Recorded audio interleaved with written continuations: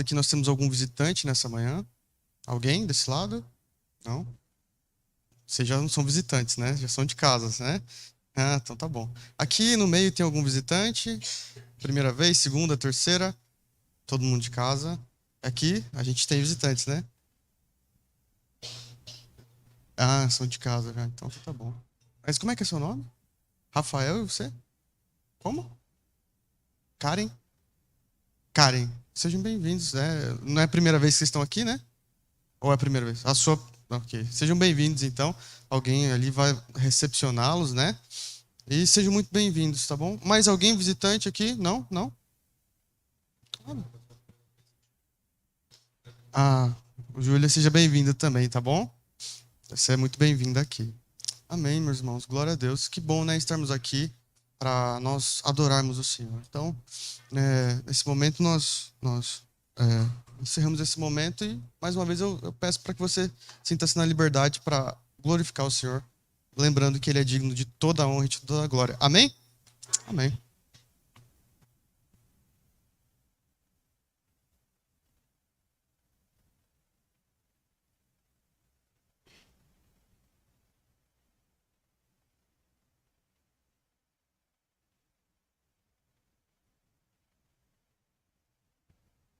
Ok. Nós vamos cantar o primeiro cântico. Você pode se colocar de pé.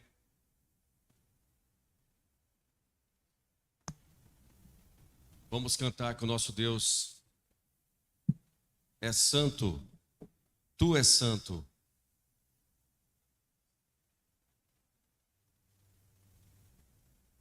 Todos conhecem a música, gente?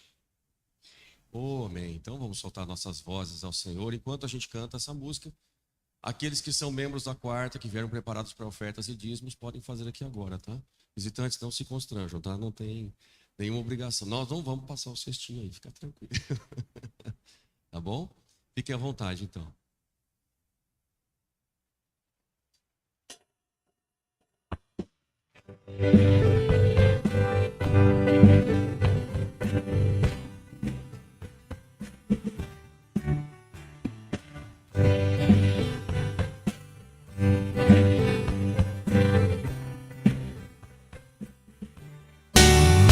Tu és santo, poderoso, tu és digno de adoração. Eu te sigo,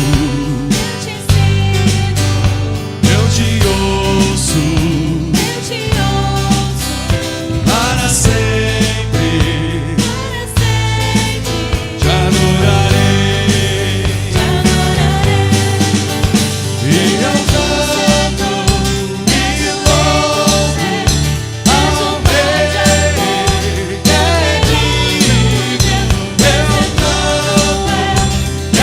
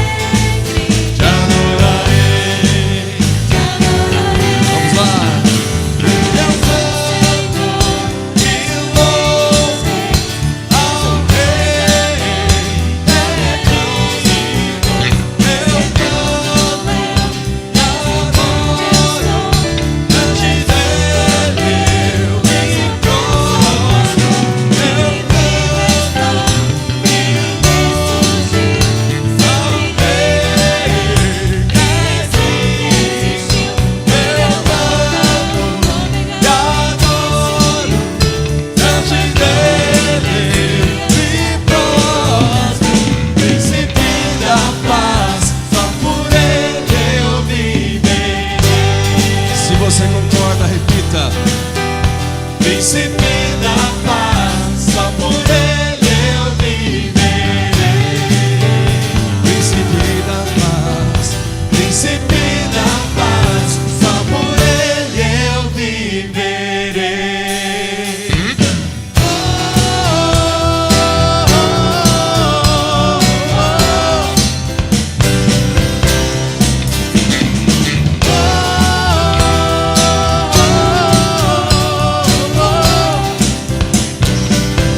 Última vez.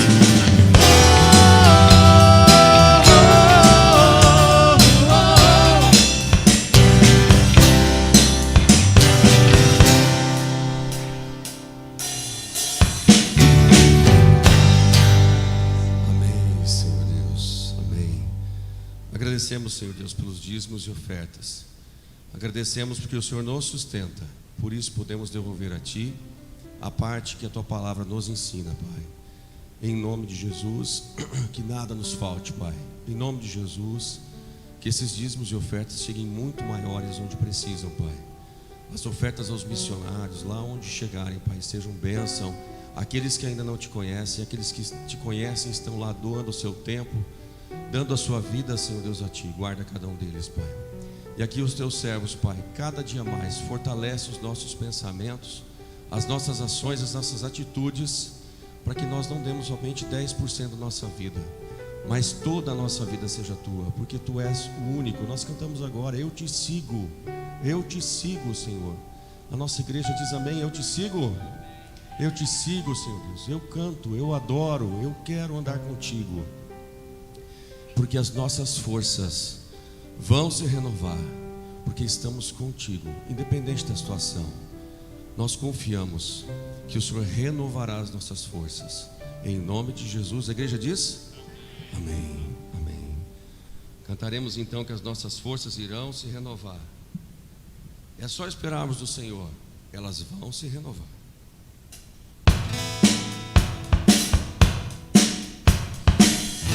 Nossas forças irão se renovar se esperarmos do Senhor, esperarmos do Senhor. Nossas forças irão se renovar se esperarmos do Senhor, esperarmos do Senhor. Ó Deus, Tu és a força que traz a esperança. Pois só Tu és o eterno Deus, Tu és o eterno Deus, que nunca irá deixar seus filhos. Tu és o nosso defensor, o Deus consolador, nos segue quando estamos fracos. Lá no início. Nossas forças irão se renovar se esperarmos do Senhor, esperarmos do Senhor. Nossas forças irão se renovar se esperarmos do Senhor, esperarmos do Senhor. Ó Deus, Tu és a força que traz a esperança. Pois só Tu és o eterno Deus, Tu és o eterno Deus, que nunca irá deixar Teus filhos. Tu és o nosso redentor, o Deus consolador, nos segue quando estamos fracos. Você convida essa palavra que Deus nos segue, nos fortalece quando estamos fracos. Pois só Tu és o eterno Deus. Nós vamos cantar agora. Pois só Tu és o eterno Deus, Tu és o eterno Deus, Tu és o eterno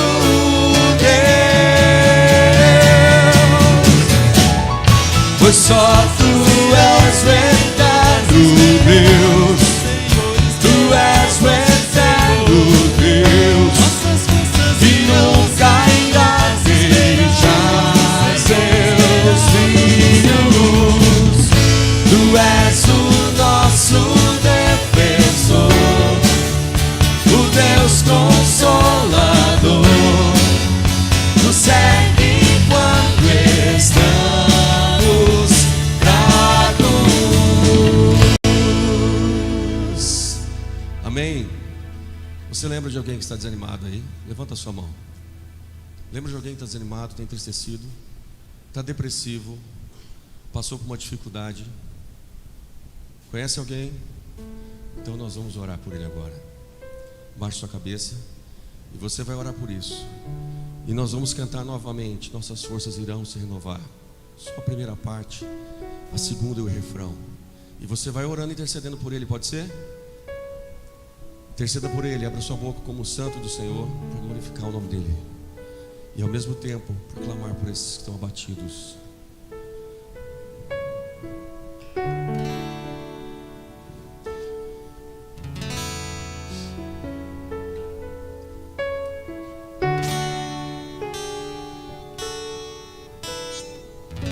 Nossas forças irão se renovar se esperarmos no Senhor, esperarmos no Senhor. Nossas forças irão se renovar se esperarmos no Senhor, se esperarmos no Senhor. Ó Deus, Tu és a força, Pensa nele. que traz a esperança. Fortalece, Senhor.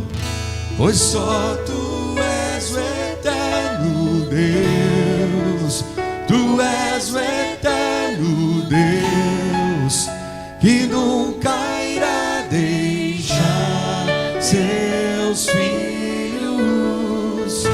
Tu és o nosso defensor, o Deus Consolador, nos ergue quando estamos fracos.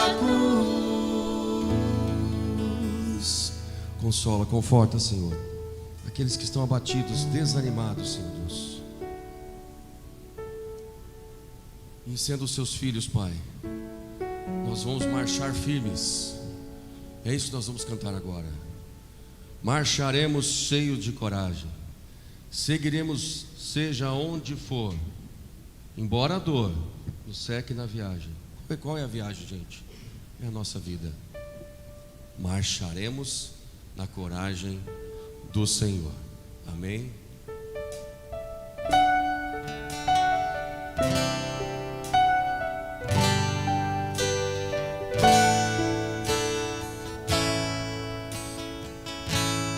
Nós queremos ouvir Tua voz, Teu louvor sempre esteja entre nós.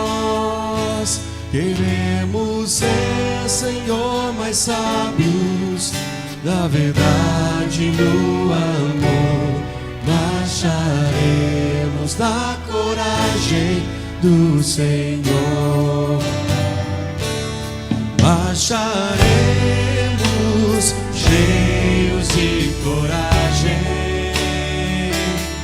e seguiremos, seja onde for,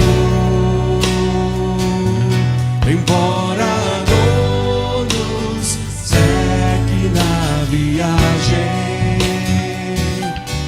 Marcharemos na coragem do Senhor.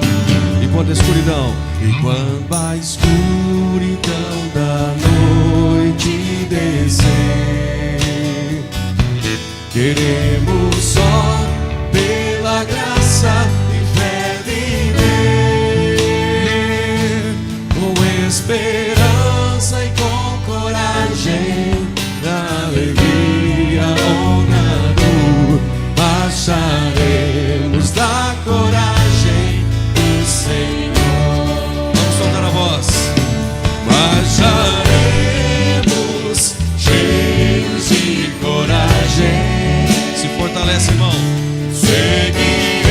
seguiremos, seja onde for, embora a dor nos segue na viagem. Siga firme. Marcharemos na coragem do Senhor. E quando a escuridão, E quando a escuridão da noite descer.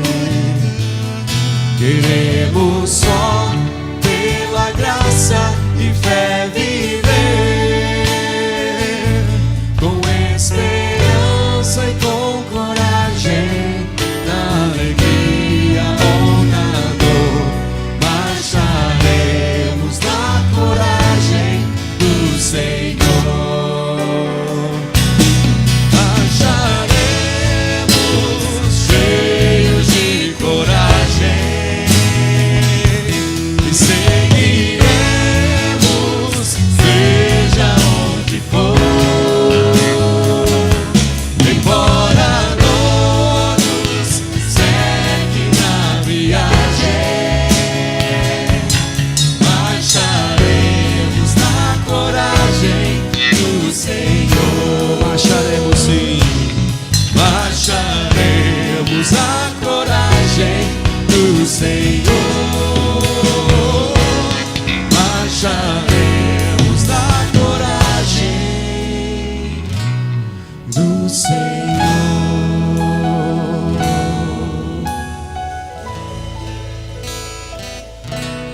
Amém? Renova suas forças, pois marcharemos firmes. Só porque um dia Jesus vai voltar. Maranata, podemos dizer. Tudo que nós estamos passando é literalmente passageiro. Marcharemos corajosos, né, Mateus? Marcharemos corajosos. Vamos cantar: Senhor, estou no meio da escuridão, mas Tu és a minha luz, a minha salvação, e para Ti eu me renderei. Eu confiarei em Ti, em nome de Jesus.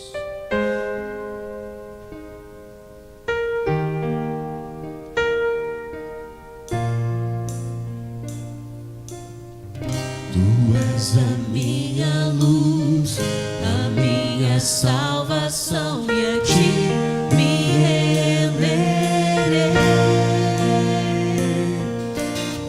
Se ao Teu lado estou, segura em Tuas mãos, eu nada temerei.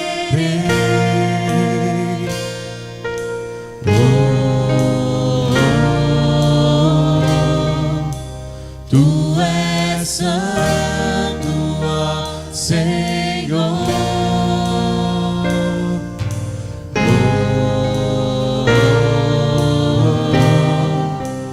Tu és digno de louvor.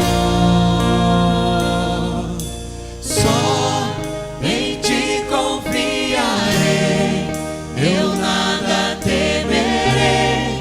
Em frente eu irei, pois eu sei que vivo estás, e um dia voltarás do céu pra nos buscar. Aleluia! Pra sempre reinarás. Aleluia!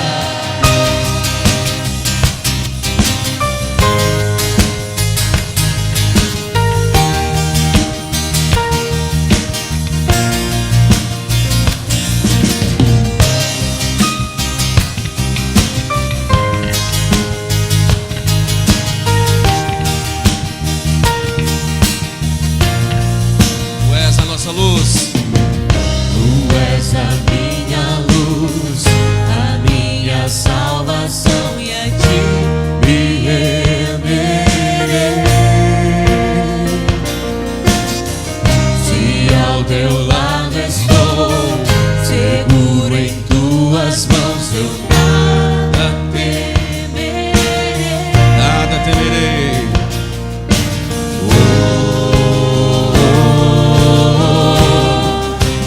Tu és santo, ó Senhor.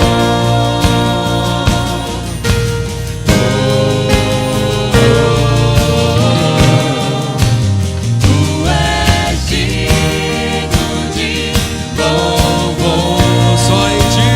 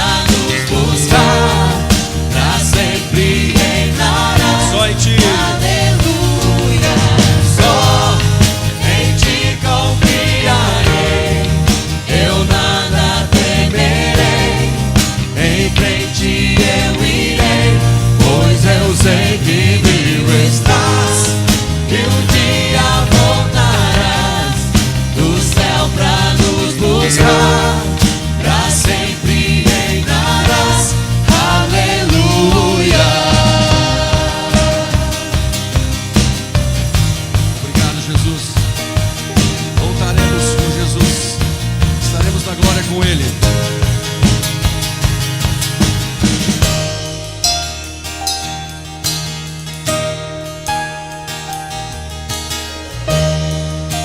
Vem, Senhor Jesus, nos buscar. Ante. Vem Jesus, vem Jesus, Maranata, vem Senhor Jesus. Canta só quem quer que Jesus volte. Vem Jesus, vem Jesus, Maranata, vem Senhor Jesus. Vem Jesus.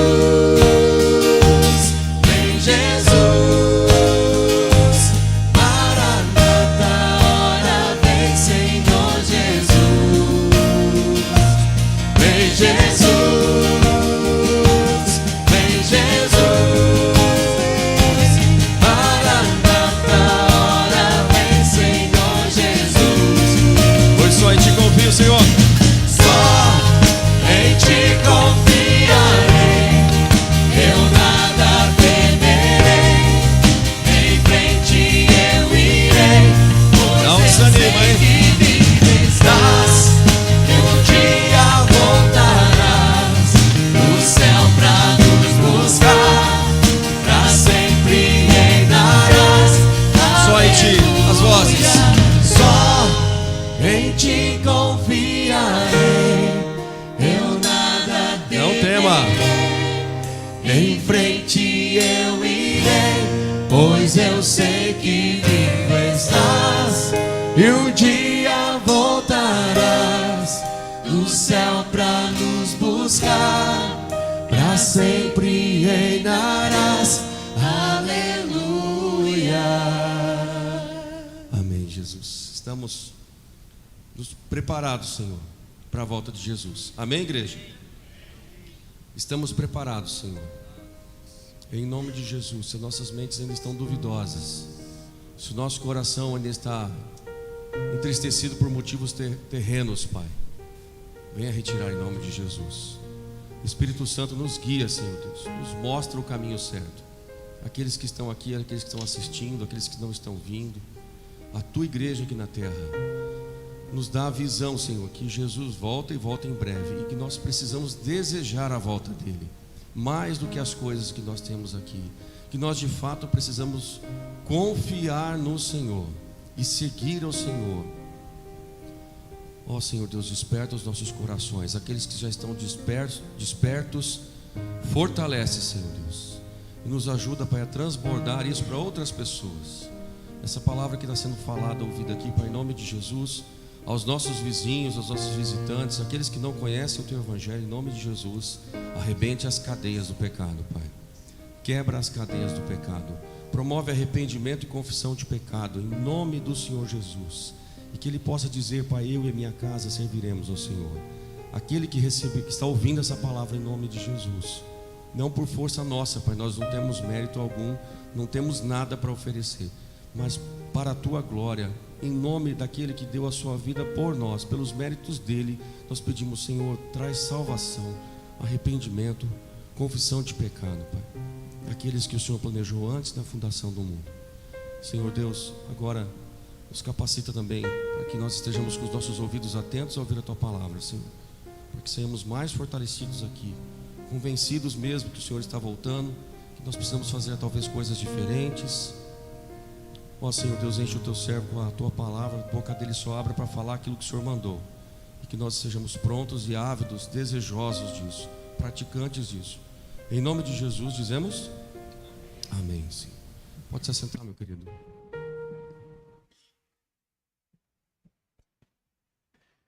Se eu não cumprimentei você ainda, graça e paz, uma alegria estarmos juntos para continuar adorando ao Senhor, e agora especificamente olhando para a palavra do Senhor. Antes, no entanto, de começarmos essa nossa conversa na palavra, tenho 3 considerações.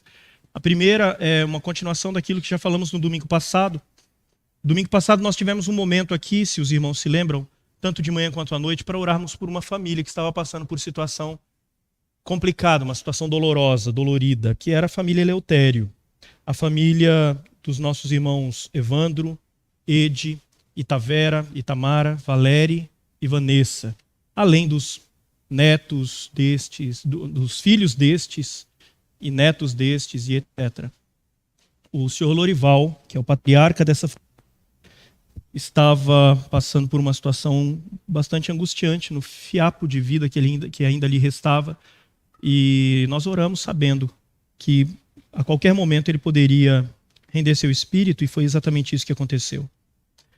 Na segunda-feira, o senhor Lorival encontrou-se com Cristo, completados os seus 80 anos recentemente, com todos os filhos ao redor, todos os 8 filhos ao redor. Além desses que eu falei, ainda tem o Ivan e o Valdomiro, que não são daqui, mas que a igreja conhece, e com netos e noras e genros e um monte de gente ao redor.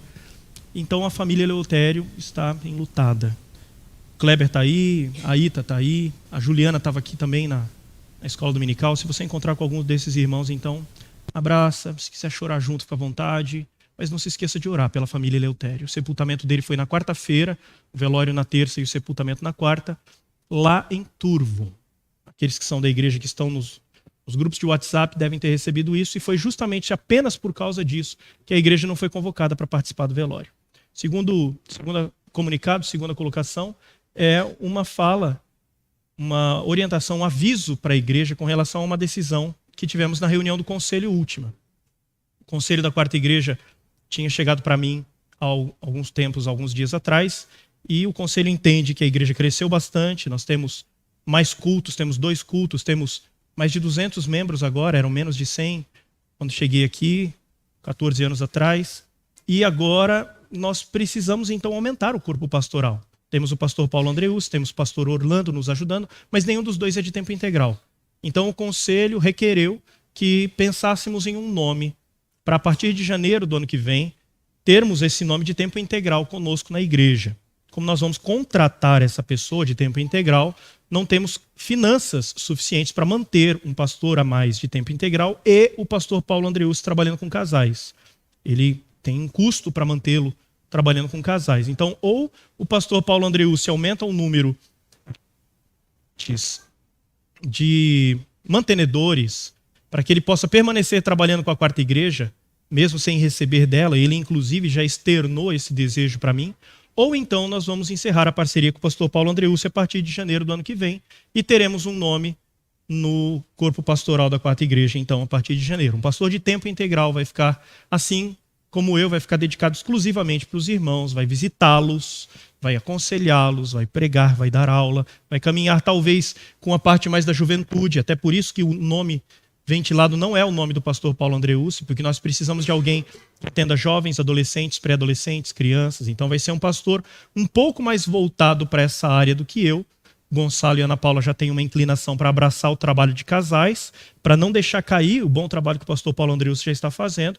Eu e Elaine também vamos acompanhar o Gonçalo e a Ana, dando um pouco mais de assistência ao trabalho de casais do que já temos feito esse ano. E o terceiro comunicado, na verdade, eu quero começar perguntando: quem acha que a quarta igreja gosta de criança, e quem gosta de criança diz amém bem forte. Amém! Olha! Grávidas 2023 é um projeto, né? Crianças 2023 é um projeto que está fervendo com a igreja. Entre as mulheres que estão tendo seus filhos em 2023 ou estão engravidando em 2023, só que nós temos várias, né? São 12 no total. Eram 12, somos 13 agora. Miguel e Nayara estão esperando o 4º filho. E ore para que Deus dê muita capacitação, porque são 4 braços lá para carregar crianças, mas... Uhul! Vamos orar com vocês? Vem cá. Ó, a Nayara nem apareceu barriga e já está andando com a irmã para cima e para baixo. Hã? 4 tá bom? Você vê, né? Rapaz. Jacó teve 12 tribos, ele vai ter umas 26. Vamos ficar em pé, vamos estender as mãos aqui, pedir que Deus derrame muita graça, muita bênção sobre eles durante o período de gestação. Eu vou fazer um pedido especial para você. Ore para que o Miguel consiga desacelerar na empresa, na igreja, porque a família sempre precisou e agora a tendência é precisar mais. E o Miguel ama trabalhar e faz isso muito bem, tanto em casa, quanto na igreja, quanto no serviço. Ele é um excelente, é um pé de boi, daqueles que dá para contar com ele sempre. Por isso a gente conta com ele sempre.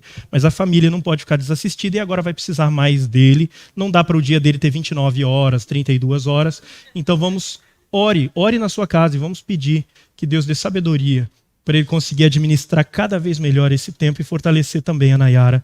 Porque as gestações e os inícios da infância na casa lá não costumam ser um mar de rosas. As crianças costumam fazê-la penar um pouquinho no período de gestação. Então, clame muito a Deus na sua casa por isso. Vamos orar? Vem cá, fica perto também. Vamos orar. Estenda suas mãos para esse casal. Pai eterno, queremos te agradecer pela tua graça sobre os teus filhos, Pai. Muito obrigado porque aprove ao Senhor conceder mais esse presente, um presente muitas vezes assustador até para alguns, quem sabe para o casal, mas sabemos que é presente do Senhor. Queremos te agradecer por esse presente que o Senhor concede para essa família, Pai. Muito obrigado porque o Senhor está dando para o Josué, para o Gael e para a Cecília mais um irmãozinho. Muito obrigado porque esse menino ou essa menina que virá, vão encher mais ainda essa casa de alegria. Muito obrigado pelo presente que o Senhor dá para o Miguel, a responsabilidade a mais que o Senhor coloca nos ombros dele. E muito obrigado pela alegria, pelo cansaço e bálsamo que o Senhor derrama sobre a Nayara com mais essa criança. Queremos clamar para que eles saibam o que fazer, saibam como conduzir sua casa e a educação dessa criança. Queremos clamar pela saúde da Nayara, por toda a gestação. Queremos clamar para que o Senhor faça com que essa criança venha cada dia mais fortalecida, mas principalmente, Pai, queremos clamar para que essa criança aprenda a amar o Senhor acima de todas as coisas. Que ela consiga encontrar nos seus pais, que ela consiga encontrar nessa igreja, que ela consiga encontrar nos outros cristãos esparramados pelo mundo bons exemplos de como amar ao Senhor acima de todas as coisas. Transforma essa igreja dia a dia, Pai. Transforma-nos dia a dia para sermos encontrados ótimos referenciais, tanto para essa criança quanto para todas as outras.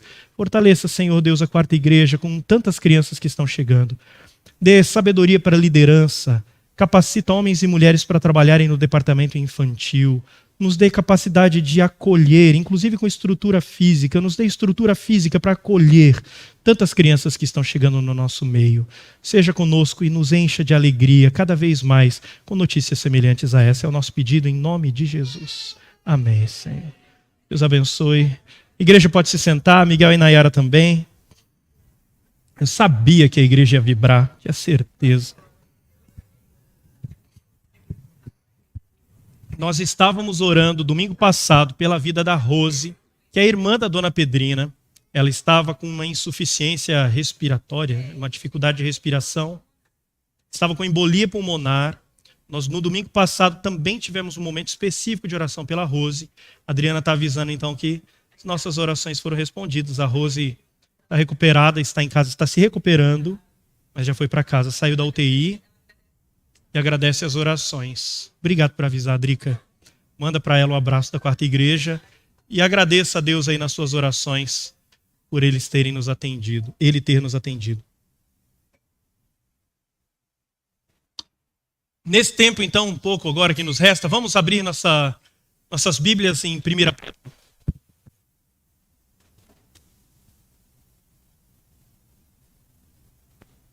1 Pedro capítulo 4. Aliás, eu vou começar como o Vinícius começou no domingo passado. Vocês lembram como é que ele começou a pregação no domingo passado? Qual a pergunta? Isso aí, você está certo. Agora eu te apertei sem abraçar. Se você soubesse que tem apenas mais um dia de vida, o que você faria? Pensa aí.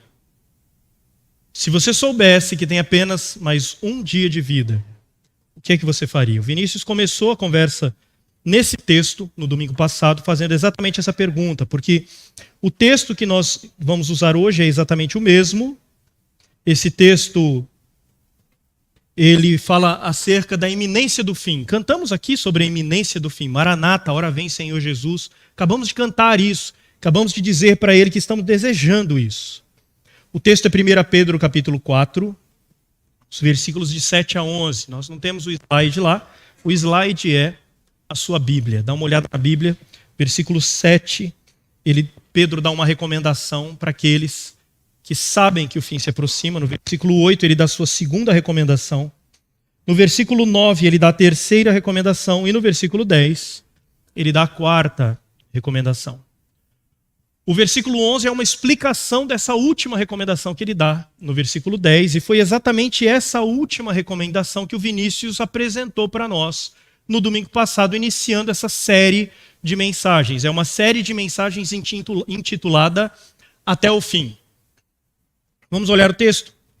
O texto diz, 1 Pedro 4, 7 a 11. Ora, o fim de todas as coisas está próximo. Sede, portanto, criteriosos e sóbrios a bem das vossas orações.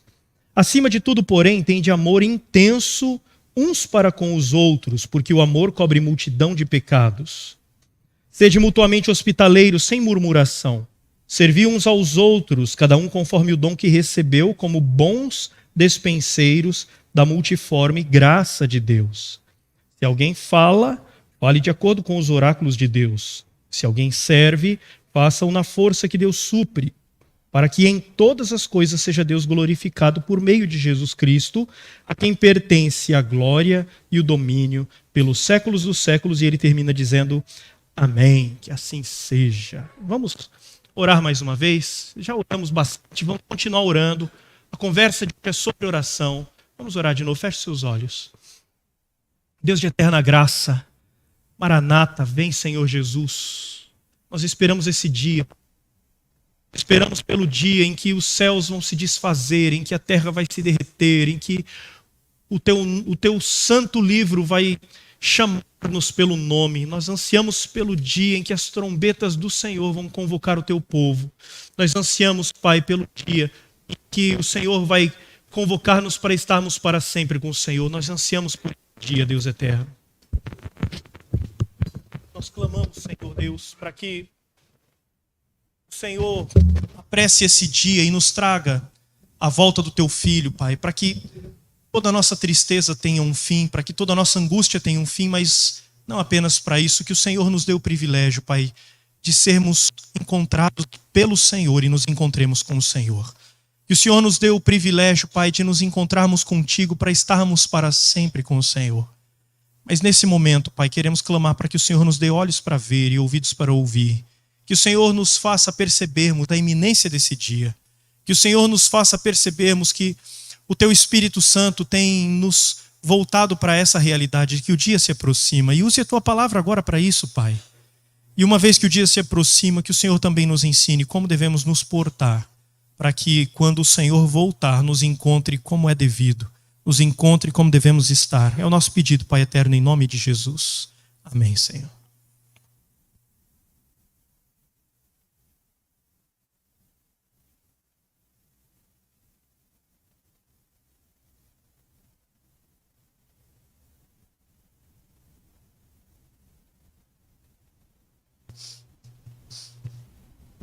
Um simples ajuste técnico. Bom, ouvimos também no domingo passado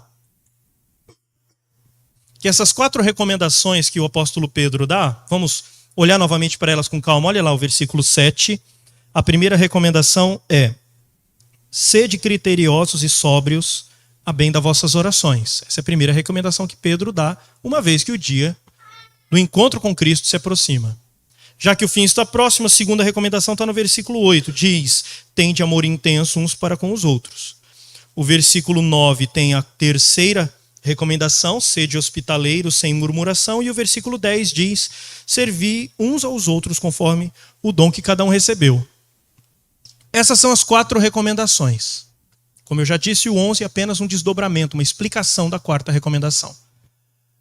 O Vinícius também comentou aqui que essas 4 recomendações são como uma lista de compras, que você não pode sair do mercado deixando alguma coisa para trás. Mas não existe uma ordem certa para você pegar esses itens da lista e colocar no carrinho. Por isso, ele se sentiu na liberdade de começar pelo último item.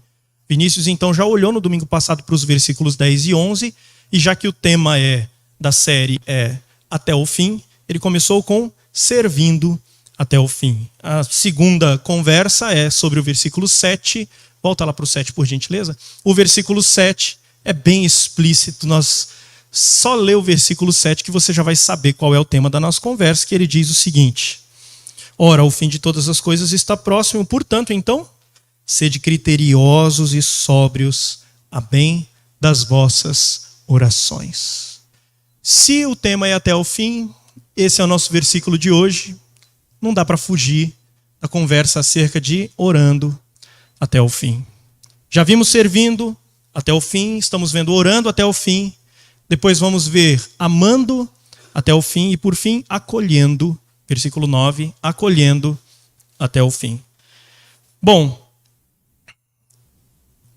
primeira recomendação que Pedro dá, que se encontra nesse versículo 7, ela pode ser interpretada de duas maneiras diferentes. Ela pode ser traduzida de duas maneiras diferentes, por causa do grego. Por exemplo, quando você falar agora em algo um pouco mais próximo de nós, quando você está aprendendo inglês, você pode perceber que o verbo to be, ele tem duas possibilidades de interpretação. Pode ser interpretado como o verbo ser ou o verbo estar. Então, quando uma pessoa fala I am happy, você não sabe se ela está dizendo que se ela é feliz ou se ela está feliz, porque I am happy pode ser interpretado de das duas maneiras diferentes. O grego também é assim.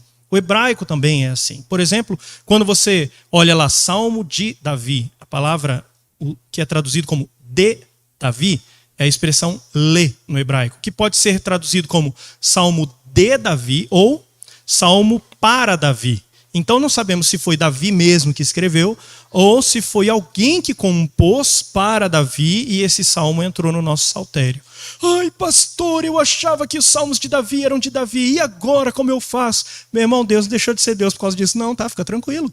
O que o salmo fala ainda é verdade, independente se você achava que era um cara e é outro. E eu não estou dizendo que não é Davi. Eu estou dizendo que simplesmente pode ser traduzido de uma maneira diferente. E esse termo da mesma forma. Quando nós olhamos aqui para o versículo 7, ele pode ser traduzido de duas maneiras. Se alguém aí tem a NVI, ou a NVT, ou a Bíblia King James, ou então a Bíblia de Jerusalém, uma edição católica muito boa, então a Bíblia Viva. Então qualquer pessoa que tem alguma dessas versões vai perceber que está um pouquinho diferente do que é colocado ali. Essa versão é a Revista e Atualizada. A nova tradução na linguagem de hoje, a NTLH, apesar de colocar com outras palavras, ela também acompanha essa linha. Sede, portanto, criteriosos e sóbrios, a bem das vossas orações. Ou seja, sejam criteriosos e sóbrios para o bem, ou visando o bem das vossas orações. Dizendo de outro modo seria, sede criteriosos e sóbrios para que as vossas orações não fiquem prejudicadas. Para que as vossas orações não sofram prejuízo.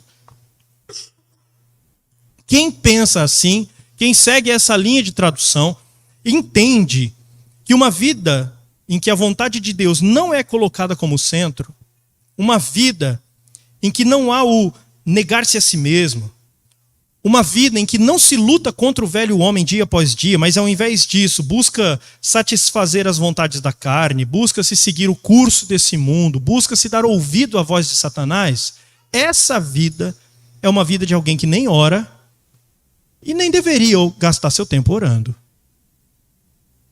Eu vou explicar melhor. Vida de oração é vida de intimidade com Deus. Orar não é só falar com Deus. Orar é relacionamento, é intimidade com Deus. Se vida de oração é vida de intimidade com Deus, nós precisamos entender que o pecado atrapalha essa intimidade. Então, quem vive em pecado e não luta contra ele, está prejudicando a sua intimidade com Deus e, consequentemente, a sua vida de oração. Simples assim. Por isso que alguns preferem a bem das vossas orações. Sejam criteriosos e sóbrios para o bem das vossas orações. Interessante, o comentário que traz a Bíblia de Estudo da Reforma, a Bíblia chamada aí de Bíblia de Lutero, foi lançada em comemoração aos 500 anos da Reforma Protestante. Ela tem uma nota de rodapé que diz o seguinte: nós devemos evitar o pecado, porque o pecado atrapalha a oração Por que atrapalha a oração? Porque ele desvia o foco de Deus para nós mesmos. Então, quando nós vivemos em pecado, nós estamos muito mais de olho em nós e preocupados conosco do que preocupados com a vontade de Deus nas nossas vidas. E por isso a nossa vida de oração fica prejudicada. Sendo assim, o apóstolo Pedro estaria dizendo que nós devemos ser criteriosos e sóbrios para que a nossa intimidade com Deus, que é marcada pela nossa vida de oração, não sofra prejuízo. Mas, como eu disse, essa é uma possibilidade de interpretação. A outra, que é a NVI, NVT, King James, Bíblia Viva, outras mais, diz: sejam criteriosos e sóbrios. Ponto. Dediquem-se à oração. Quase como distinguindo, ser criteriosos e sóbrios é uma coisa, dedicar-se à oração é outra. Então, outras traduções, a mais usada é vigiai em oração. Sejam homens de oração também aparece. E tem uma tradução, se não me engano, é a Bíblia Viva, que diz: sejam disciplinados em suas orações. Essa interpretação não está necessariamente, como a revista é atualizada, amarrando o ser criterioso e sóbrio à sua vida de oração. Mas não está falando com que uma coisa seja menos importante do que a outra também. Ou que uma coisa seja menos importante para nós e possamos deixá-la de lado. Se traduzirmos dessa maneira, então nós podemos quase que perceber que teríamos um quinto ponto nesse nosso estudo dos versículos 7 até 10, até 11, até 10. Sede criteriosos e sóbrios seria um ponto. Dediquem-se à oração seria o ponto número 2. E aí os outros seguiriam, seriam 5 pontos. Não vou fazer assim, eu vou usar como 4 pontos mesmo, sem problema nenhum. Mas eu quero usar essa ideia do sede criteriosos em oração. Eu vou me apegar a essa tradução, eu vou utilizar-me dessa específica, dessa interpretação. Então, quando eu olho para essas possibilidades, para essas duas possibilidades de interpretação, eu vejo que ambas cabem muito bem na boca de Pedro. Eu consigo imaginar o apóstolo Pedro subindo no púlpito e pregando para os seus, ou escrevendo a sua carta com a intenção de falar: se você não prestar atenção e deixar que o pecado tome conta da sua vida, a sua vida de oração vai ser prejudicada e a sua intimidade com Deus vai ser prejudicada. Isso cabe na boca de Pedro, uma pregação dessa, não cabe? Mas eu também consigo imaginar o apóstolo Pedro dizendo: sejam criteriosos, sejam sóbrios na sua vida, fujam do mal. Ponto. Vivam orando, busquem fortalecer-se na oração, dediquem-se a isso. Também cabe perfeitamente essa pregação na boca do apóstolo Pedro. Então eu não sei qual é a interpretação que você prefere, mas ambas são profundamente bíblicas. Mas o que isso tem a ver, então, com a pergunta que eu fiz no começo? Se você tiver, ou melhor, se você souber, corre o risco de você ter só um dia e a gente não está sabendo. Mas se você souber que só tem um dia de vida, o que você faria? Lembra daquilo que você pensou? Quais foram as opções? Eu sei que é muito comum pessoas pensarem em coisas do tipo, vamos listar aqui, lista de possibilidades. Pode ser que você tenha pensado assim: eu viveria de uma maneira a impactar o máximo possível esse fiapo de tempo que ainda me resta e que resta para as pessoas ao meu redor. Eu impactaria a minha vida de alguma forma, impactaria a vida deles de alguma forma. Parabéns, muito nobre.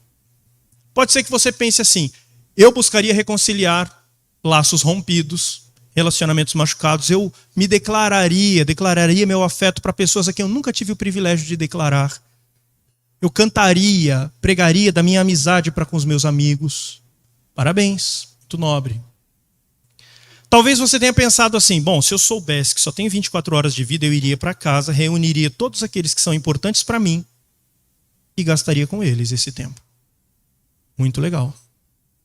Talvez você, como, eu não sei se a maioria das pessoas, mas com certeza uma boa parte das pessoas ia dizer: quer saber? Eu ia meter o pé na jaca. Uma expressão bem comum nossa. Eu ia quebrar todas as regras, eu ia fazer tudo que eu sempre tive vontade, eu ia liberar geral. Acredito que muita gente ia pensar assim também. No entanto, se você for olhar bem essas 4 respostas, pode ser que você tenha colocado elas numa escala. Ah, essa é melhor, essa nem tanto, essa é péssima. Não sei. Mas uma coisa é fato: todas elas estão dentro do mesmo balde. Todas elas estão na mesma prateleira. Por um motivo muito simples: todas elas dizem respeito ao nosso tempo nessa vida. Eu não sei se você prestou atenção nisso. Impactar a vida de outros, restaurar relacionamentos, gastar-se com aqueles que você ama, ou simplesmente sair fazendo tudo que você sempre quis, diz respeito a essa vida. E o apóstolo, quando ele fala o seguinte, quando ele chega para a gente e diz, já que o fim está próximo, perseverem em oração, já que o fim está próximo, sejam criteriosos e sóbrios a bem das vossas orações, dediquem-se à oração, o que ele está dizendo é que, eu vou usar agora as palavras de Matthew Henry, um comentarista bem famoso. O apóstolo está entendendo que se em breve tudo que vemos será engolido pela eternidade, então é hora de nos desligarmos desse mundo e não de nos abraçarmos mais a ele. É hora de iniciarmos práticas que encontraremos também na próxima vida e não de negligenciarmos essas práticas. É hora de nos prepararmos para esse com quem nós vamos nos encontrar, o eterno. E não de vivermos como se ele fosse algo apenas para depois da morte. É isso que Pedro tem em mente. Já que o mundo vai ter um fim, vamos nos preparar para o que vem depois. Ao invés de simplesmente virarmos as costas para o depois e ficarmos muito ocupados com a vida de agora, que aliás está por um fio. Mas meus irmãos, eu não sei se eu duro até amanhã. Eu não sei se você dura até amanhã. Eu não sei se eu vou te ver no domingo que vem. Falei hoje na escola dominical que eu acho que a dona Roseli vai enterrar muita gente. Pode ser que eu esteja errado, e pode ser que eu esteja certo, e pode ser que ela me enterre amanhã. Então, independente se eu sei que eu tenho um dia apenas, ou se eu não sei quanto tempo eu tenho, o fato é que eu tenho pouco tempo. E você também. E nós temos nos gasto muito mais de costas para aquilo que virá e preocupados com o presente do que preocupados com o que virá, entendendo que o presente é passageiro. Bom, quando nós olhamos para o Novo Testamento, nós percebemos que todos os autores do Novo Testamento, todos falaram do fim. Cantamos aqui sobre o fim e não é algo específico nosso. Todos falaram do fim. E Pedro está dizendo que se o fim se aproxima, a oração é a ferramenta perfeita para começarmos a ensaiar esse fim, para começarmos a ter contato com aquele que mora lá, onde é o fim, mas conosco também. Para começarmos a estar junto de algo e de alguém com quem passaremos a eternidade. A oração é a ferramenta para isso. A oração prepara você para o fim e me prepara para o fim. Agora, nós sabemos que a Bíblia foi escrita aí por mais de 40 autores. E quantos escreveram o Novo Testamento? Quem quer chutar? Quem sabe? Pense. Uns. Quanto? Paulo foi um deles. Escreveu 13 cartas. Vamos contar? Vamos lá. Mateus, Marcos, Lucas e João. Os 4 evangelistas escreveram os 4 evangelhos. João também escreveu suas cartas e também escreveu o Apocalipse. E Lucas também escreveu Atos. Mateus, Marcos, Lucas e João. Já temos 4. Romanos até Filemon são 13 cartas escritas por Paulo. Então já temos o 5º autor do Novo Testamento. Mateus, Marcos, Lucas e João, Paulo. Depois de Filemon tem Hebreus. Quem escreveu Hebreus? Ninguém sabe, mas é um autor. Pode ser que seja Paulo, pode ser que não. Vamos contar como mais um, vai. Então temos 6. Depois de Hebreus temos Tiago. Escreveu um livro só. Depois de Tiago, Pedro. Escreveu 2 livros. Aí tem as 3 cartas de João, mas João já foi contado. Então depois do 3º João temos Judas, que é o menor dos autores do Novo Testamento. Menor em quantidade de escritos, não em importância. Ele escreveu apenas um livro de um capítulo só. Então, ao todo, temos 9. 9 autores escreveram o Novo Testamento e todos eles falaram do fim. Sabia disso? Olha só, eu queria colocar lá na projeção, mas você pode me socorrer aí? Ninja, super rápido agora, hein? Eu vou falando, eu não vou nem olhar lá.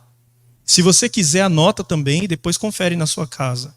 Mateus, por exemplo. Mateus fala de fim em vários momentos. Ele tem um sermão profético de Jesus em vários momentos. Mas no capítulo 25, versículo 13, Mateus 25, 13, o próprio Senhor Jesus, Mateus diz que o próprio Senhor Jesus nos dá uma recomendação. Ele diz, vigiai, pois, porque não sabeis o dia nem a hora.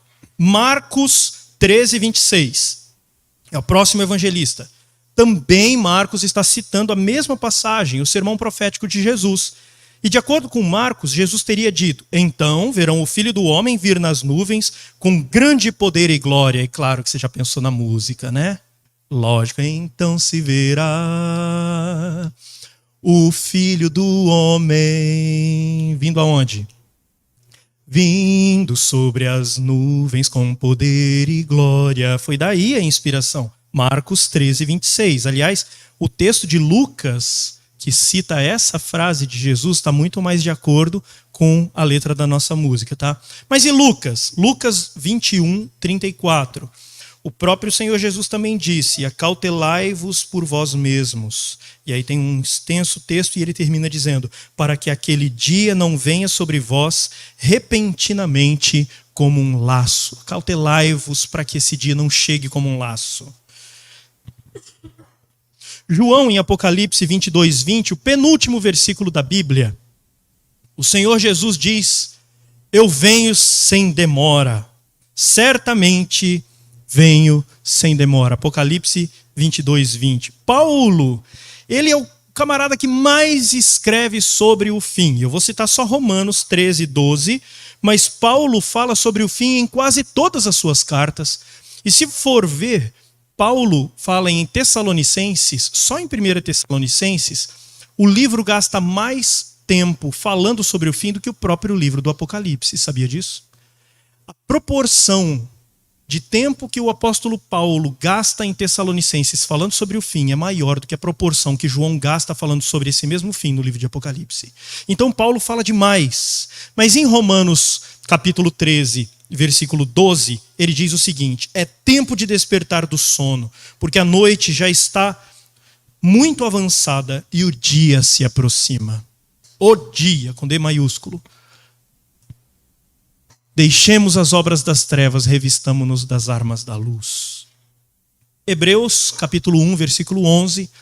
Apesar de não sabermos quem foi que escreveu, em Hebreus o autor fala que os céus e terra desaparecerão, transformando-se em nada. Porém, o Senhor permanecerá para sempre.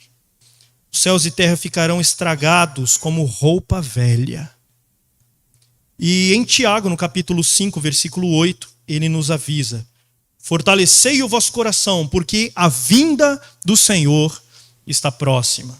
O Pedro, nós já estamos em um texto dele, mas eu ainda quero citar 2 Pedro, não o primeiro. 2 Pedro, capítulo 3, versículo 12. Ele diz que devemos estar aguardando e desejando ardentemente a vinda do dia de Deus.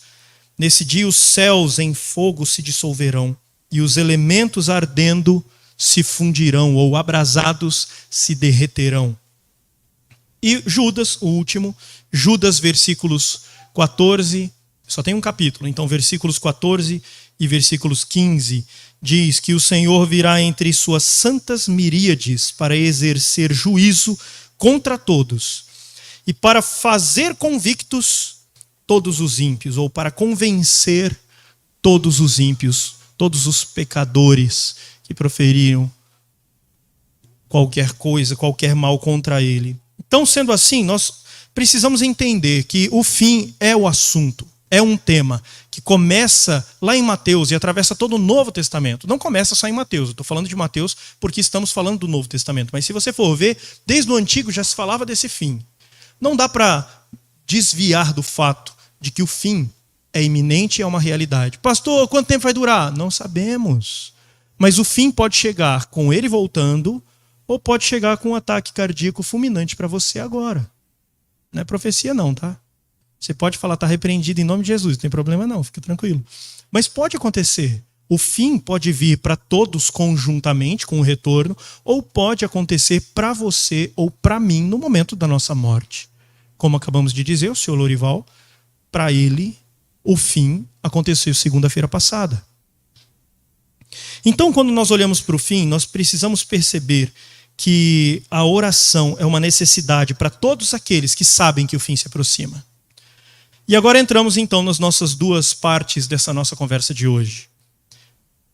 Eu quero listar aqui duas lições preciosas que o apóstolo Pedro nos apresenta já que o assunto é o fim e já que o assunto é oração. Primeira lição: quanto mais você conhece a Deus, mais você quer falar com Ele. Eu vou falar mais uma vez e depois você vai repetir.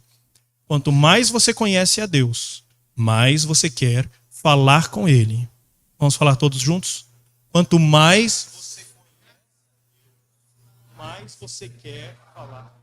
Pronto, essa é uma verdade. É uma verdade para nós. No dia a dia, você está lá conhecendo uma menina ou um menino, e se você já passou por essa fase, simplesmente lembre-se dessa fase.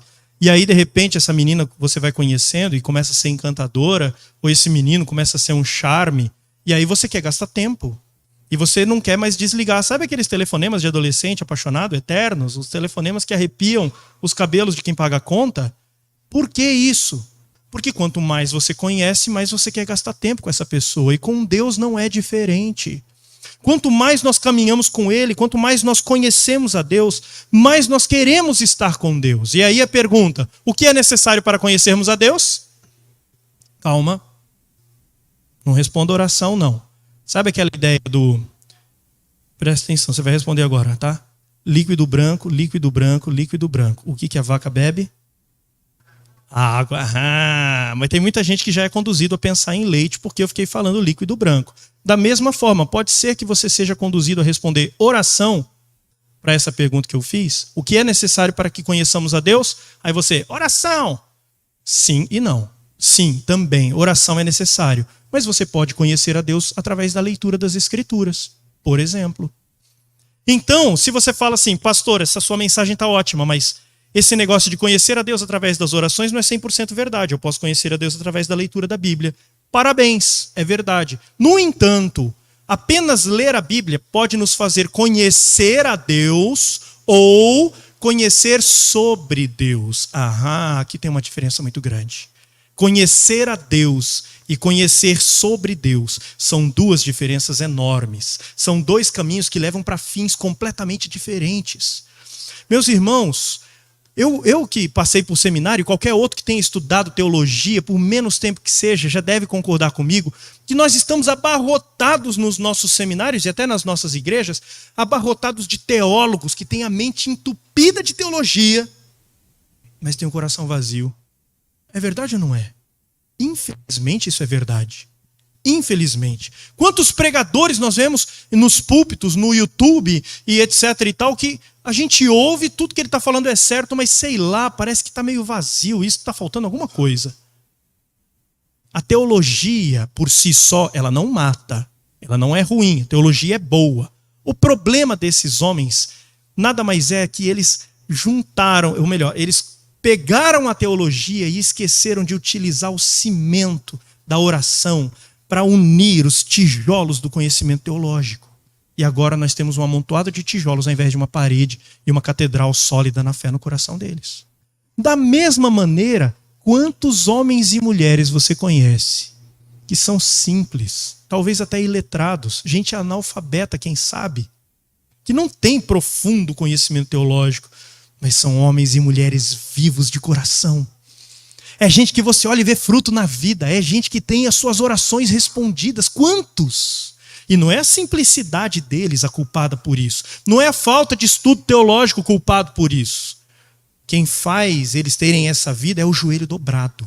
É a intimidade com Deus. Teologia nos fala sobre Deus. E a oração entra junto para nos abraçar e para fechar o conteúdo e fazer com que o nosso conhecimento acerca de Deus não seja apenas acerca de Deus, mas seja conhecê-lo, saber quem Ele é. Então, se você discorda de mim, se você acha que não, pastor, teologia é muito bom, é tudo que eu preciso, então eu vou fazer um convite para você. Pense agora nas igrejas evangélicas da Europa. Isso é mais fácil para um ou outro lá que já conviveu na Europa, que já morou por lá e sabe que as igrejas lá são mortas. Aquelas igrejas, em muitas denominações lá, eles fundaram o que hoje conhecemos como cristianismo. Eles foram palco, foram o berço de doutrinas que nós pregamos avidamente. São igrejas que até hoje têm uma doutrina correta, mas estão mortas. Não foi a doutrina que as matou, foram os joelhos. Os joelhos que não se dobram. as mãos que não se enlaçam, os olhos que não se fecham. Foi a falta de contato com Deus. Eles sabem muito sobre Deus, mas têm pouco contato com Ele. Agora, quando nós olhamos para isso, nós percebemos que é verdade uma frase do reverendo Hernandes Dias Lopes. Olhando então para essas igrejas e olhando para o que nós desejamos, aqueles avivamentos que nós tanto buscamos, o reverendo Hernandes Dias Lopes, ele diz: não há cristianismo sem oração. Não tem crente cheio do Espírito Santo sem oração. Não tem poder de Deus para a igreja sem oração. Não tem avivamento sem oração. Não tem abundância de conversões sem oração. Meus irmãos, nós somos uma igreja, eu estou falando da quarta igreja agora, dessa aqui.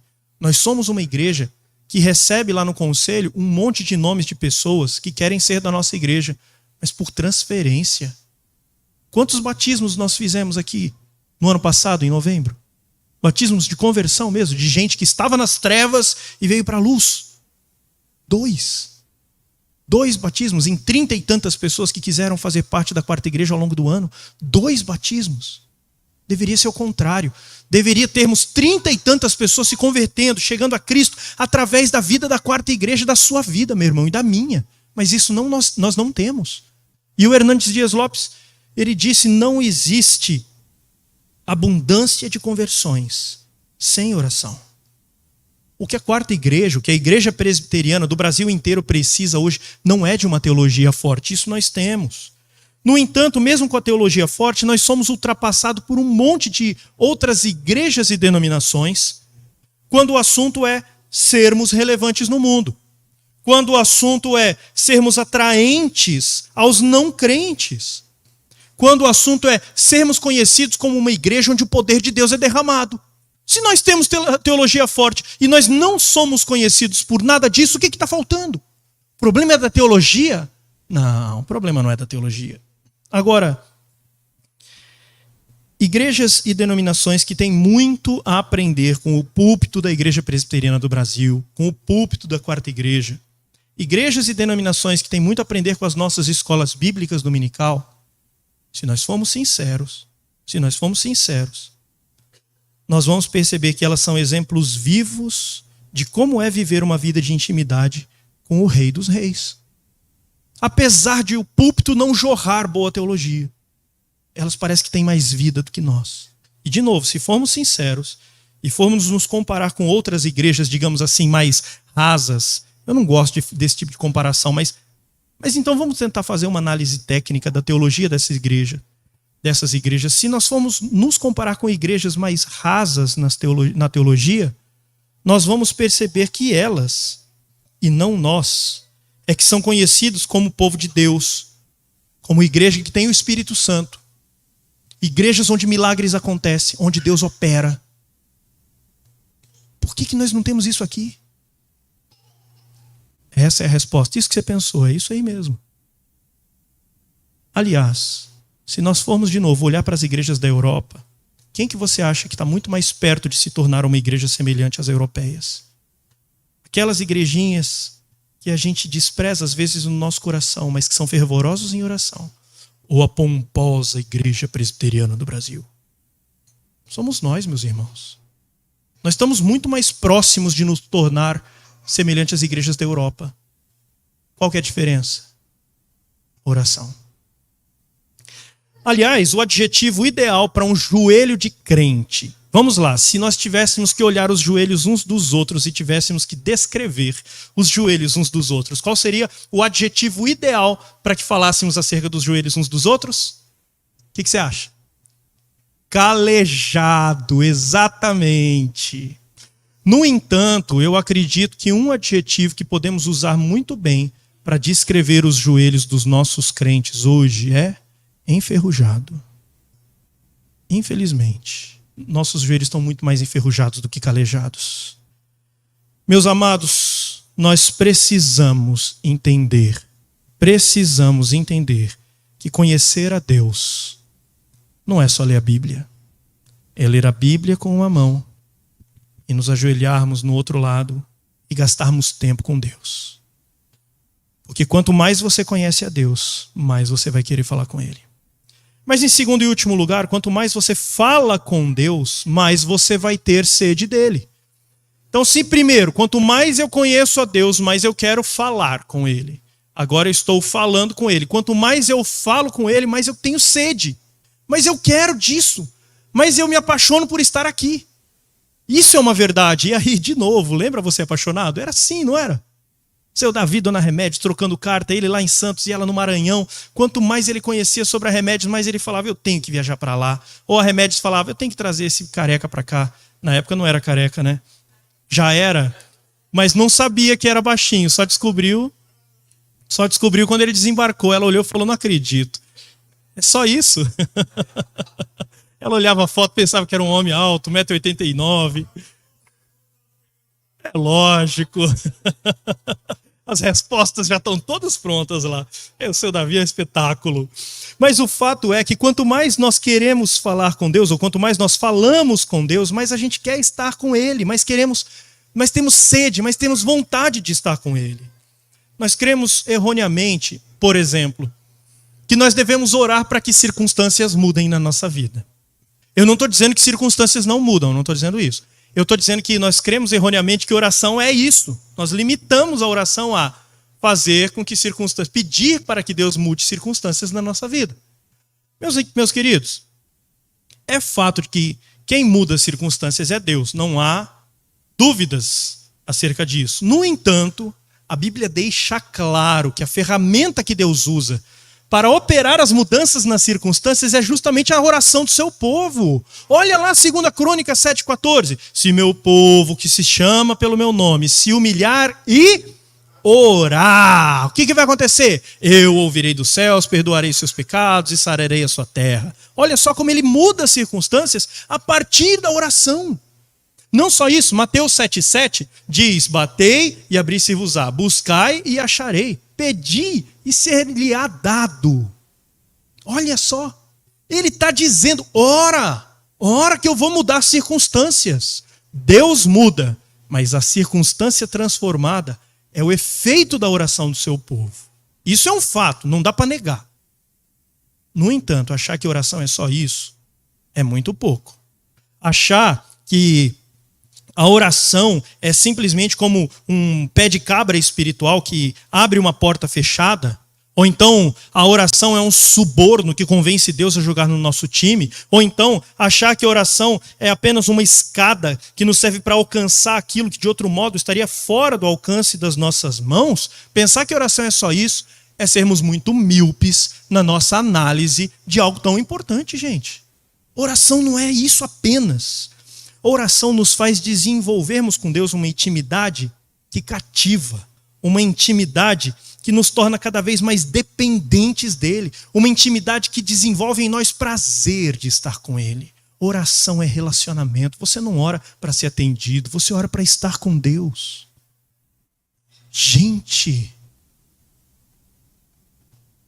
eu acredito que no céu nós vamos tomar muitos sustos e muitos arrependimentos. Eu acredito que chegando no céu nós vamos dar de cara com Deus e vamos pensar,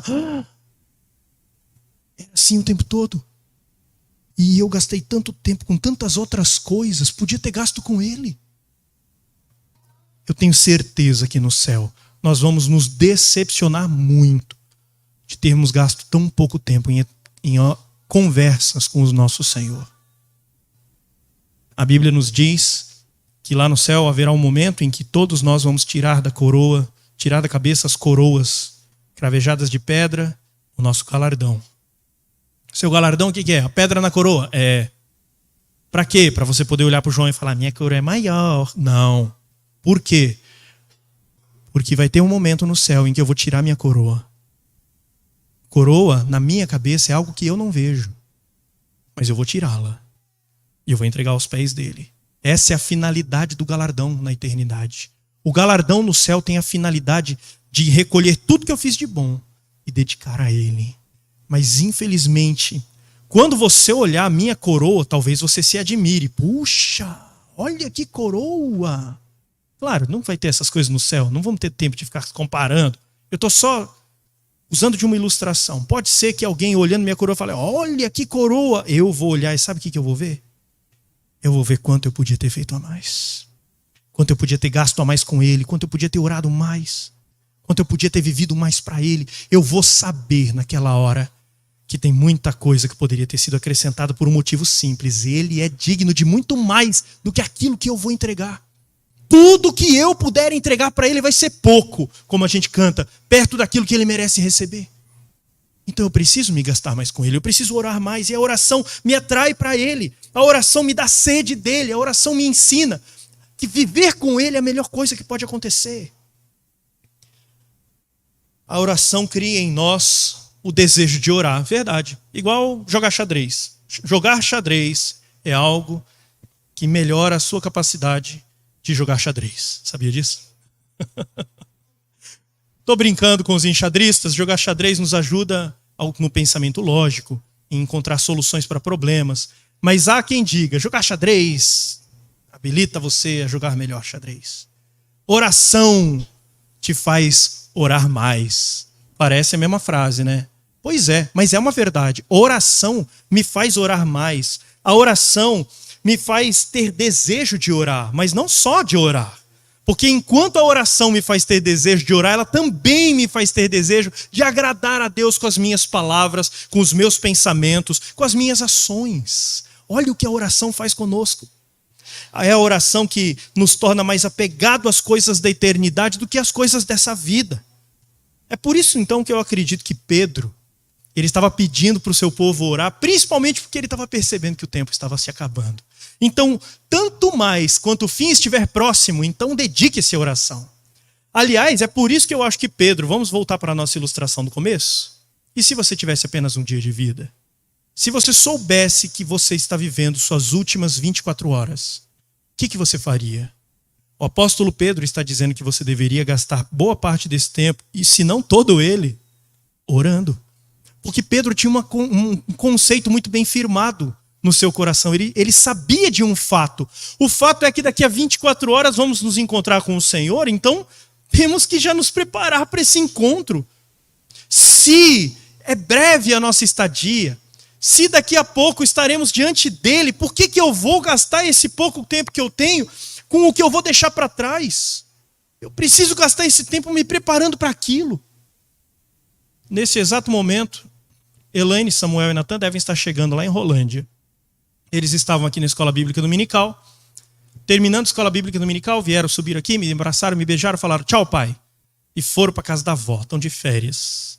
Nós vamos nos ver apenas daqui a uma semana, terça-feira, domingo que vem, inclusive, eu começo 10 dias de férias, vou ficar 2 fins de semana fora. E aí, apenas no domingo que vem, nós vamos nos encontrar novamente. Mas eles já estavam vivendo as férias, gente, muito antes delas chegarem. Isso acontece com você.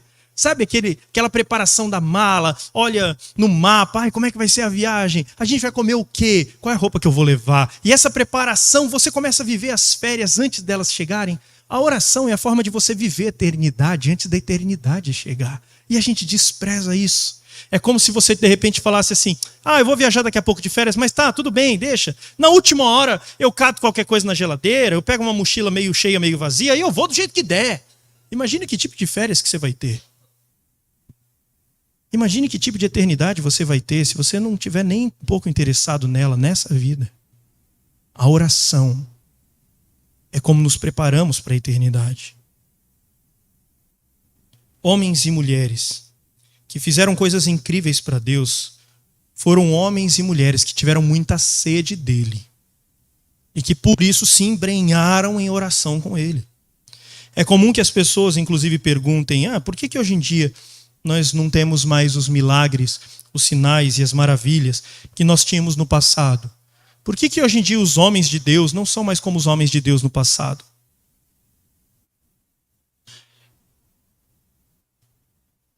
Talvez, e apenas talvez, a resposta seja porque a vida de oração que os homens de Deus têm hoje não podem ser comparadas com a vida de oração de homens como Moisés, Paulo, Pedro, Abraão, Estevão, Martinho Lutero, John Knox, Charles Spurgeon, John Wesley, Ashbel Green Simonton, Hudson Taylor, George Miller e tantos outros homens e mulheres que não marcaram a sua geração, mas marcaram o mundo inteiro. Escreveram o seu nome na história. Eu tenho certeza que eu falando os nomes, você... Ah, eu sei quem é. Opa, esse eu sei. Ah, esse eu nunca ouvi falar. Ah, mas aquele eu sei. Por que você sabe? Porque eles marcaram a história. Homens que viveram 4.000 anos atrás marcaram a sua vida. Não porque foram poderosos ou sábios, mas porque oravam. Oravam. Nós não temos tanto de Deus hoje porque nós não desejamos tanto a Deus hoje. Essa é a verdade. E nós não desejamos tanto a Deus hoje porque nós temos negligenciado demais a nossa vida de oração. Pastor, você está exagerando. Comigo não é assim, não. É mesmo? Você tem frequentado todas as nossas reuniões de oração? Por que eu não vejo tantas pessoas aqui na terça-feira à noite? Terça-feira à noite é um momento em que paramos tudo só para isso. É 1 hora, das 7 às 8. Tem vezes que a gente vem, tem 4, 6 pessoas. Isso é a prova do nível de importância que nós estamos dando para a oração.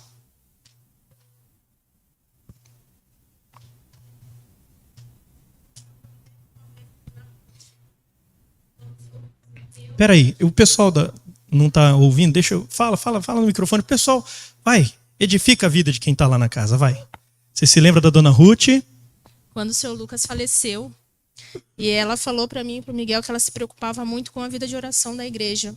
Porque os mais velhos, os que oravam e passavam a noite de joelhos no chão, eles estavam envelhecendo e estavam morrendo.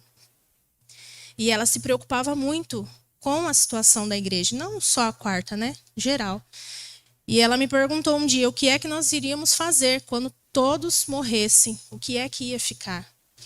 E ela disse que a gente tinha a obrigação de ensinar os nossos filhos a orar, a desejar, a ter esse desejo ardente no coração de orar, de colocar os joelhos no chão e orar sem cessar. Ela, inclusive, foi uma, né? Quando Dona Ruth faleceu, ou quando estava para falecer, eu até fiz uma pergunta aqui, quem que vai substituí-la? Bem nessa área. E bem lembrado, o senhor Lucas. Quem vai substituir o senhor Lucas? Quem que vai ser o gigante de oração da quarta igreja? Chorava porque não conseguia mais ler a Bíblia por causa da vista. Mas conseguia orar. E ele orava. Não conseguia escutar direito. A gente ia na casa dele. A filha dele está aí para provar. A gente ia na casa dele, fazia culto lá e ele não ouvia quase nada. Mas ele estava feliz porque estavam celebrando a Deus na casa dele. E aí, quem que vai ser o senhor Lucas de hoje? Quem que vai ser a dona Ruth da quarta igreja? Homem de oração, mulher de oração de hoje em diante.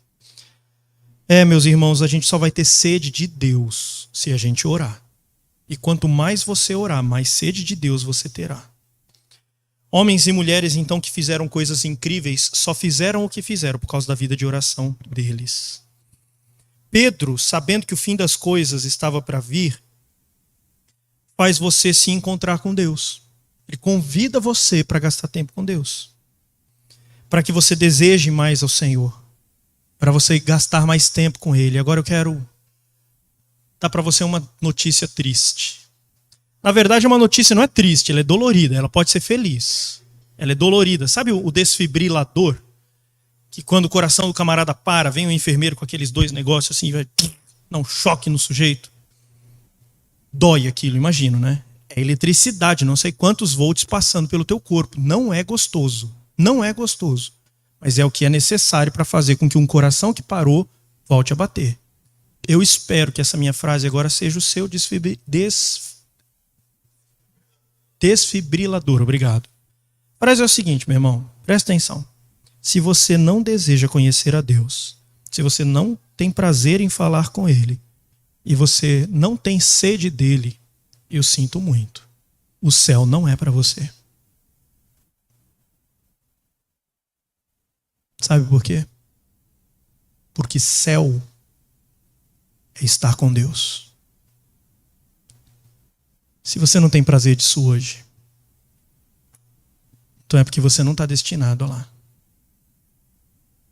Se você não tem prazer em Deus, se você não tem interesse em gastar-se com Ele, se você não está preocupado ou preocupada em ter intimidade com Deus, então o céu não é para você. Preocupou? Então eu vou te dar um remédio oração. O remédio para aqueles que temem, porque estão olhando para si mesmos e estão percebendo, Senhor, eu não tenho tido prazer de estar contigo, Senhor. Eu não tenho tido. O remédio é oração. É só oração, meu filho. Só oração, minha irmã. É só oração que vai pegar você e colocar de joelhos diante de Deus e fazer com que seus olhos se abram e você possa entender quem Ele é. É só a oração que vai fazer você se sentir abraçado e abraçada por Ele.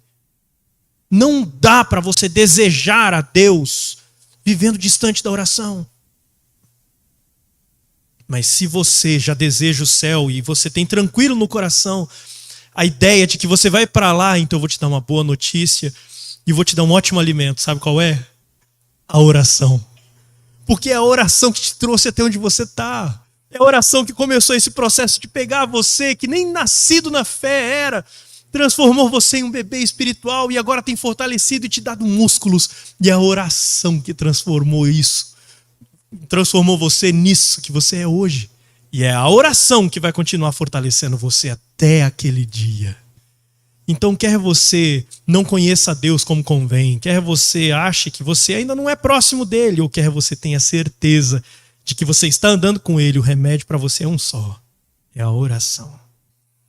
Meu pedido é que Deus nos coloque de joelhos, que Ele nos desenferruje os joelhos, que Ele faça com que você tenha muito mais prazer em estar com Ele do que em estar consigo mesmo.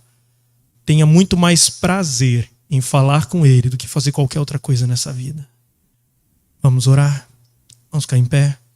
Não podíamos terminar de outra forma. Temos que orar. Feche os seus olhos.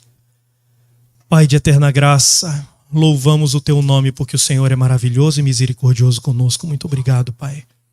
Muito obrigado porque apesar de nós tantas vezes negligenciarmos o Senhor não cessa de nos convidar para termos um relacionamento contigo. Muito obrigado porque nessa Tua paciência, Pai, o Senhor não considera, não leva em conta as ofensas que fizemos ao Senhor, as vezes que viramos o rosto e que desprezamos o Teu convite. Mas o Senhor insistentemente nos chama para orarmos, Pai, para estarmos com o Senhor. O Senhor nos chama para desenvolvermos uma vida de intimidade, de relacionamento, Pai. Nos perdoa, Senhor, porque tantas vezes temos visto a oração como uma ferramenta, temos visto a oração como uma forma de mudar as coisas, temos visto a oração como algo que vai nos fazer obter o que desejamos, e tão pouco nós temos visto a oração como sendo um relacionamento contigo, Pai. Nos perdoa por esse equívoco, nos perdoa, Pai, porque nós não temos nos empenhado em Te conhecer, e o Senhor nos conhece tão bem. O Senhor quer gastar-se conosco e nós, no entanto, queremos gastarmos assim contigo, Senhor. Nos perdoa por isso. Eu quero clamar pela vida da Quarta Igreja, Senhor. Oh, Deus eterno, que alegria sabermos que o Senhor tem mantido a doutrina correta nos púlpitos dessa igreja e no coração dos Teus filhos. Mas nós queremos ser conhecidos por muito mais do que isso. Nós queremos ser uma igreja que Te conhece, que anda com o Senhor e que tem intimidade. Nós queremos ser uma igreja onde corações se derretem, onde o pecado é deixado de fora. Queremos ser uma igreja que transforma vidas, que abraça quem chora, Senhor. Queremos ser uma igreja em que pessoas que não Te conhecem têm seus olhos abertos e têm a sua vida transformada. Queremos ser uma igreja conhecida pelo poder do Senhor nas nossas vidas. Queremos ser uma igreja conhecida por impactar ao nosso redor, Senhor, e nós sabemos que nós não podemos fazer isso sem oração, Pai eterno. Então queremos clamar para que o Senhor nos atraia para si, para que o Senhor nos ajude, Deus eterno, a colocarmos a oração na nossa agenda, a entendermos a importância disso, para que o Senhor nos ajude, Pai eterno, a percebermos que é muito mais importante estarmos com o Senhor, gastando tempo contigo, do que qualquer outra coisa que tenhamos a fazer. Que o Senhor nos dê prazer por estarmos com o Senhor, que o Senhor nos abra os olhos para que vejamos, Senhor, para que nós tenhamos muito mais interesse em olhar para o Seu rosto do que para procurarmos a bênção na Sua mão, Senhor. Que o Senhor nos dê a vontade de estarmos com o Senhor muito mais do que recebermos do Senhor. Faz isso com Teu povo, Pai. Nos torne conhecidos por sermos uma igreja que ora, por sermos uma igreja que se quebranta diante do Senhor. Faz isso conosco. Nos dê esse privilégio, Pai eterno. Abençoa-nos, abençoa o Teu povo e nos dê de Ti mesmo. Nós não precisamos de nada mais. Nós só precisamos do Senhor, Pai. Em nome de Jesus, esse é o nosso pedido. E que a graça do nosso Senhor e Salvador Jesus Cristo, o amor de Deus, o eterno Pai, a comunhão e as consolações do Espírito sejam com todos aqueles que querem essa vida de oração e de intimidade com Ele, até que por fim Ele venha nos buscar. Amém e amém. Deus nos abençoe. Tenhamos um ótimo domingo, não tenha pressa de ir embora. Cumprimento os visitantes, cumprimento os aniversariantes. Abraça a família grávida. Deus nos abençoe. Um ótimo domingo.